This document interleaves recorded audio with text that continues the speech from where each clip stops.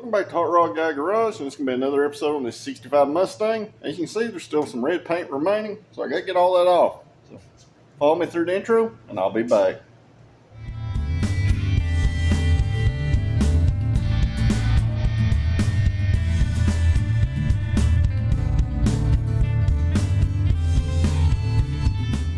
And Daisy is running around the shop because it is morning time, and she is all excited. Aren't you? Huh? Anything you want to tell everybody? Do you want to run away from the Mustang? Well, that's not very nice. Yeah, I know. You don't like all the grinding and wire brushing noises, do you? Huh? They need to subscribe. Okay, I'll let them know. Tell them the thanks for watching you. So guys, it has been a couple days at this point since I posted that last video. Well, not posted, but made it. And I have been literally trying to get all this red paint off the door jambs, inside the doors, you know, the dash and such. Well, I made some pretty good progress on the passenger side. I got all the paint out of the jam, got all the paint off the inside of the door. I got some of our TranStar primer sprayed in there. I've been working on the driver's side door. Yesterday was kind of a crazy day around the shop where everybody literally showed up and I didn't get anything done. Or at least I don't feel like I've got anything done. So let me flip the camera around. I'll show you where I'm at and what we're going to try to get done today. So got absolutely all the paint and all that glue off this door over here. And no, I did not remove the door latch or the striker over here. All this stuff fits good. I'm not going to screw with it.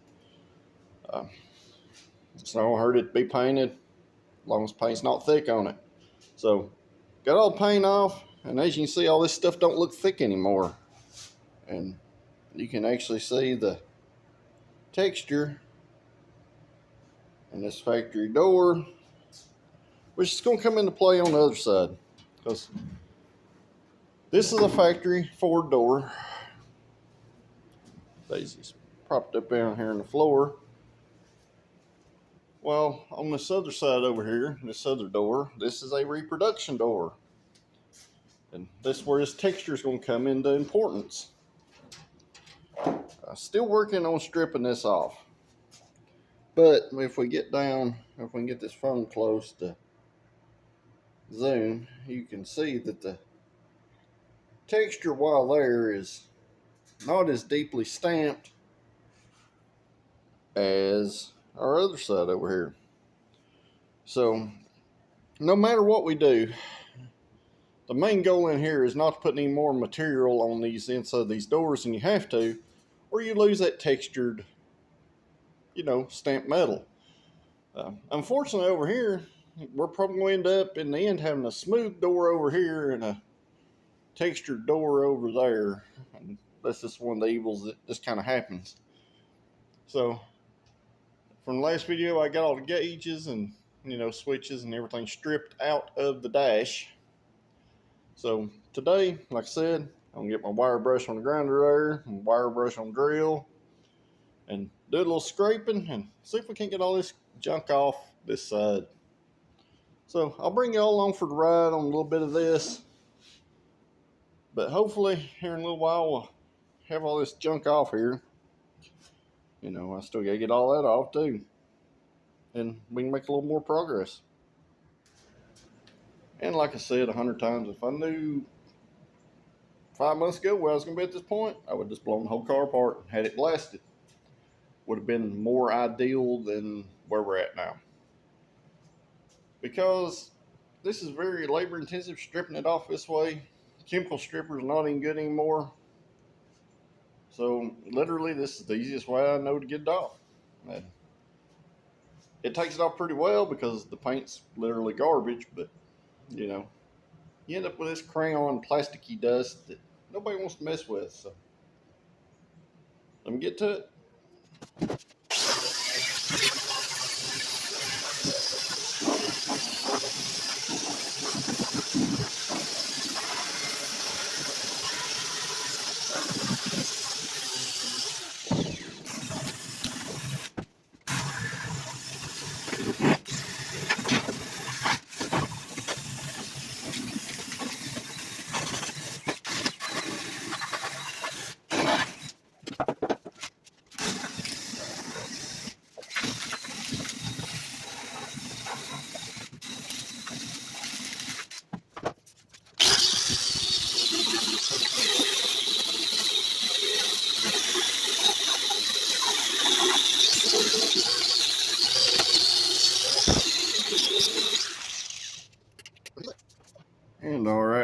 I don't know if you can see on the bottom of this door, but they had door rubber, I guess, at one time glued here. The door rubber sits in this channel here, which is packed just absolutely full of glue and mess.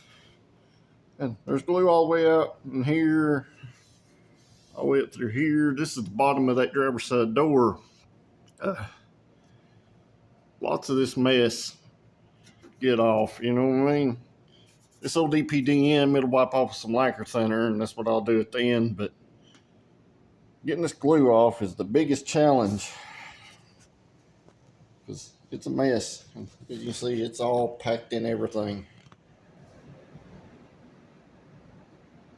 Yeah. So strip paint off the door jamb on the driver's side. Everything's all wonderful and great, right? Just dealing with all the nastiness and paint dust and stuff. Guess what?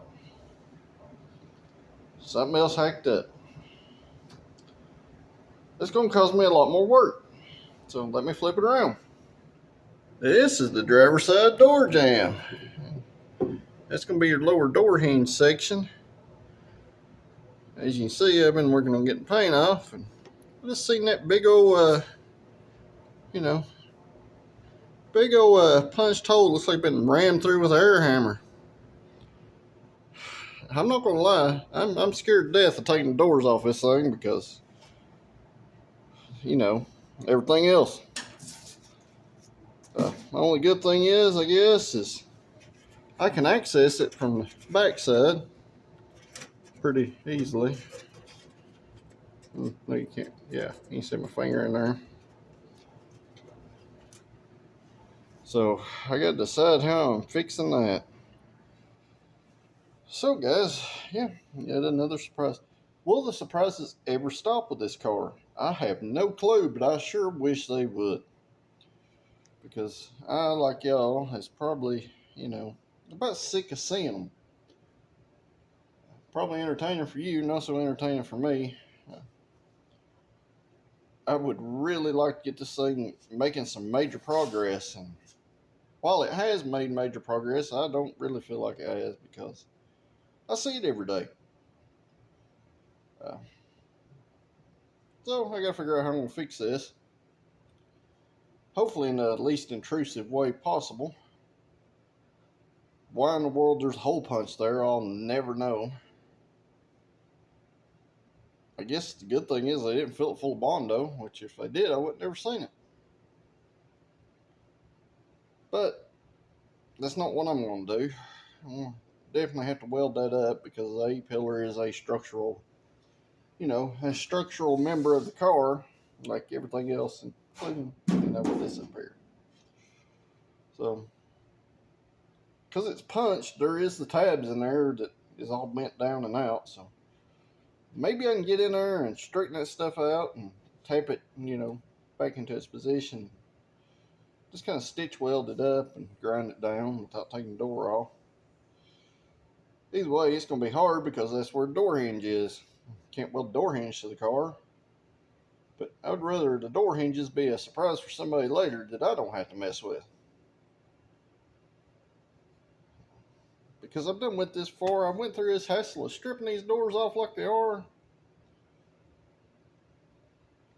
I'm not going to backtrack here, so I may have to take the door off, but we'll see. Well, it's a little while later. I got this all beat out and welded up in there.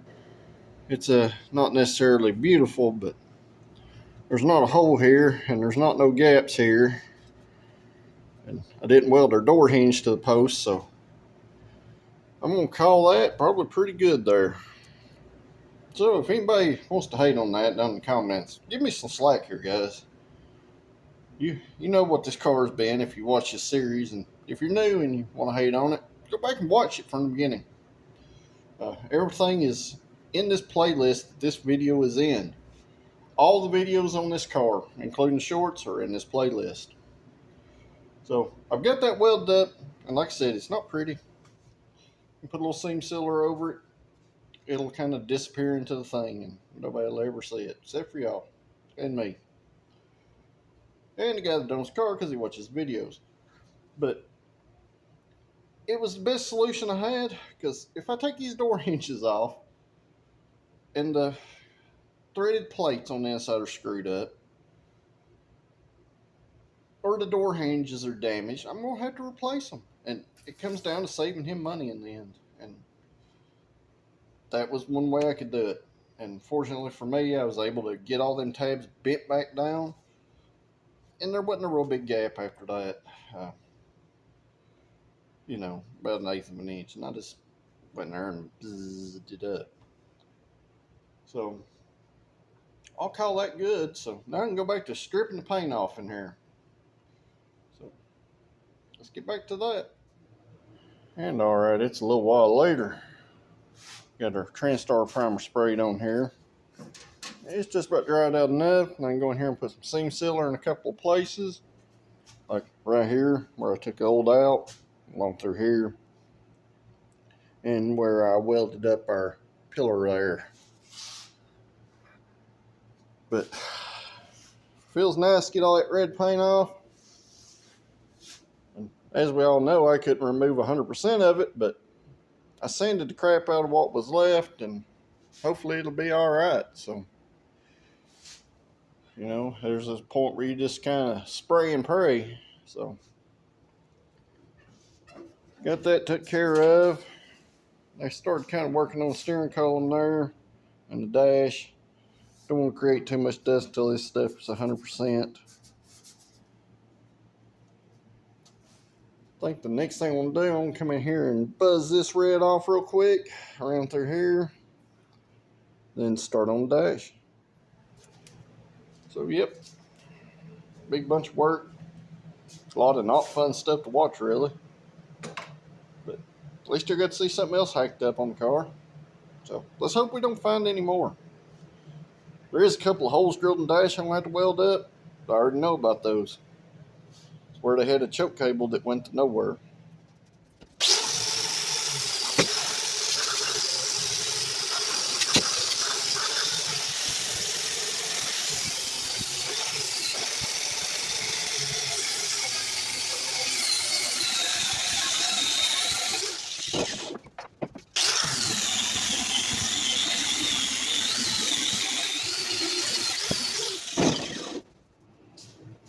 You can see the factory gold paint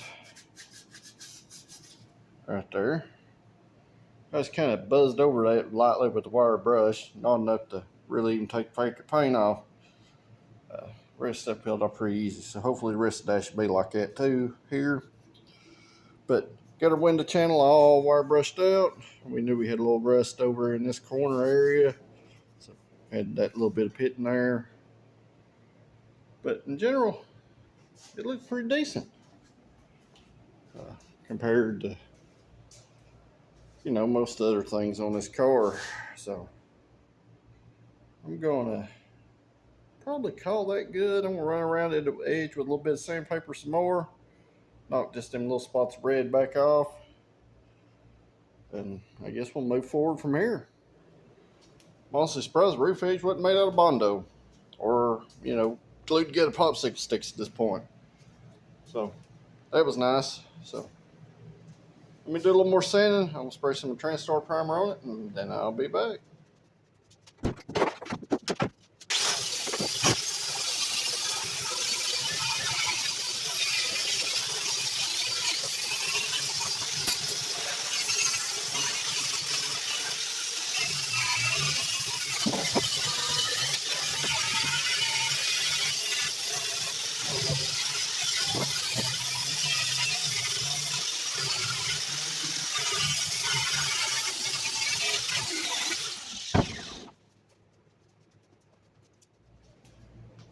Yep. Big old blob of Bondo in the dash. So let me flip it around. That's some good old thick stuff too. I mean, look at that mess.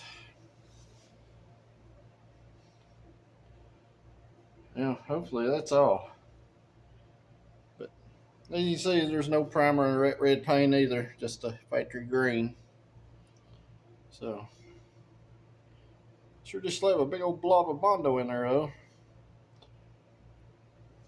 grind that out and see what's under there.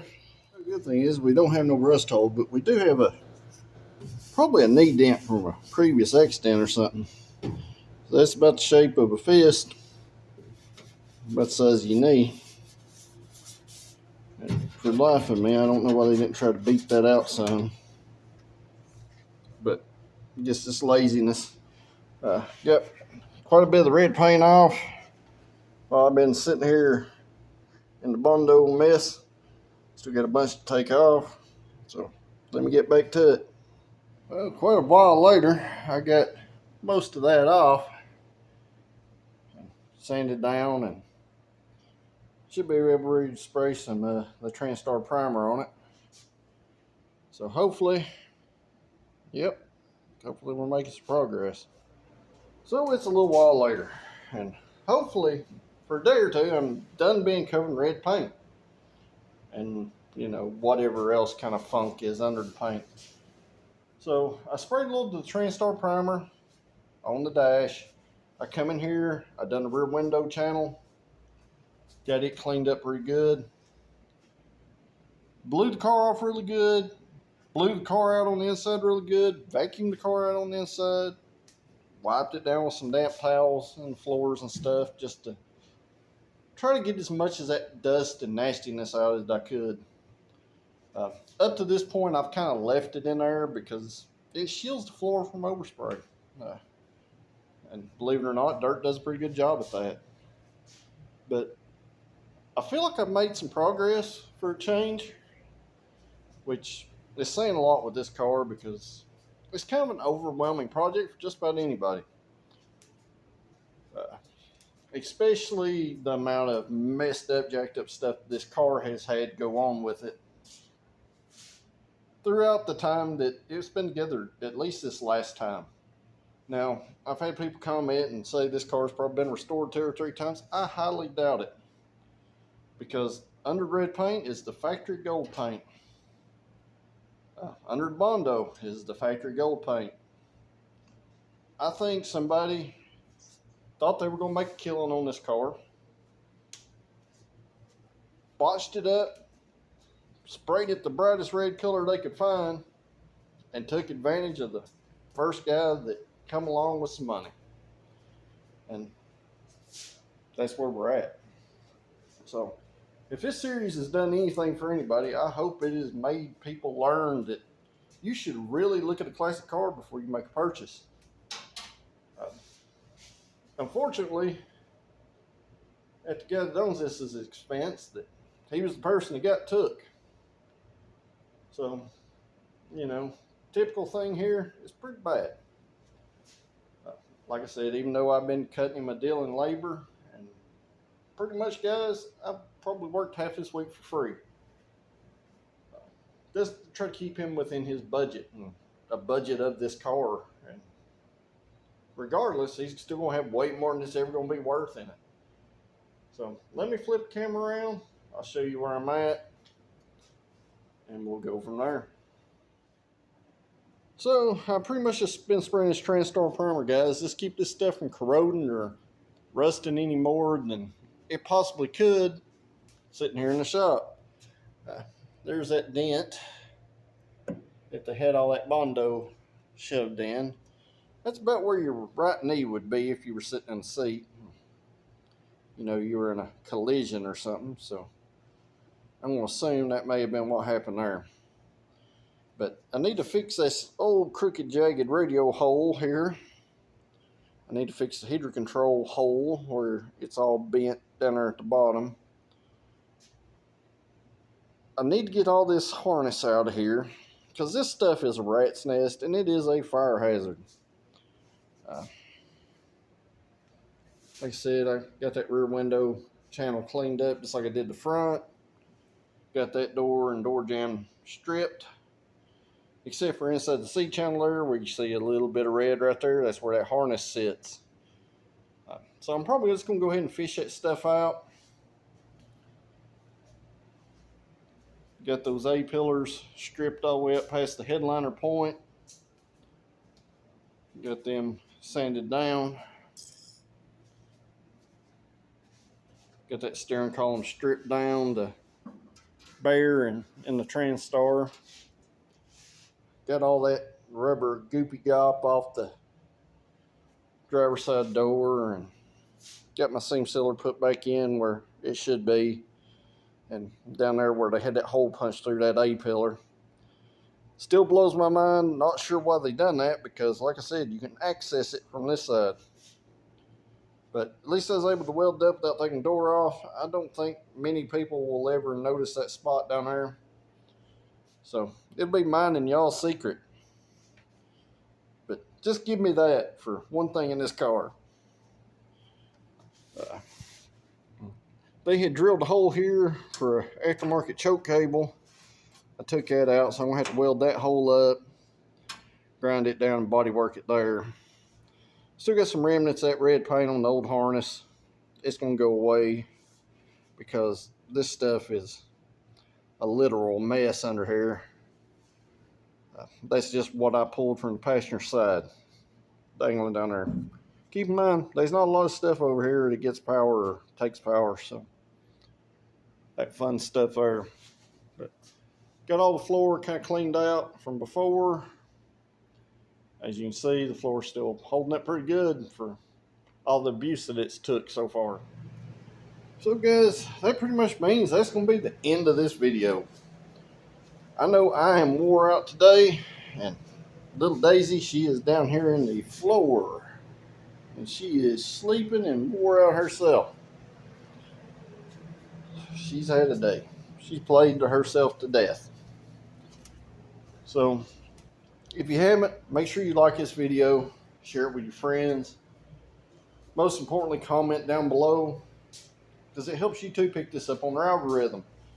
A lot of you are not aware, but YouTube rates these videos off engagement. The more you engage with the video, the more people it shows it to, which in turn lets me help him out on knocking some labor off this horrible job. I've been pretty much 100-fold of what the videos make. I have been knocking off his bill every week. I will do a video of total cost and labor in this car towards the end, and why it didn't make sense for me to even mess with it. But I done it because it was the right thing to do. So if you're not a subscriber, please hit that subscribe button. It doesn't cost you a dime, but it does help the channel to grow and helps him out on this horrible project. And it helps me out by helping my channel to grow. If you are a subscriber, I greatly appreciate you guys.